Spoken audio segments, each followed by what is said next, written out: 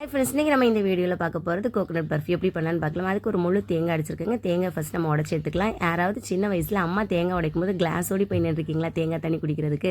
So அப்படி யாராவது உங்களுக்கு அனுபவம் இருந்துச்சுன்னா இந்த வீடியோக்கு ஒரு லைக் பண்ணுங்கள், சரியா?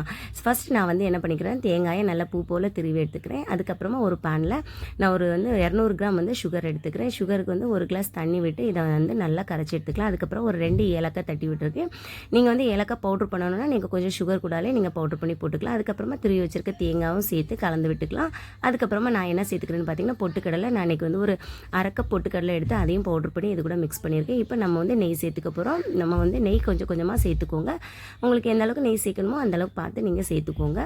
சேர்த்ததுக்கப்புறமா இதை நல்லா கலந்து விட்டுக்கோங்க. எல்லாமே ஒரு சேர வந்ததுக்கப்புறமா இப்போ இதை ஒரு ட்ரெயில் நம்ம மாற்றிக்க போகிறோம்.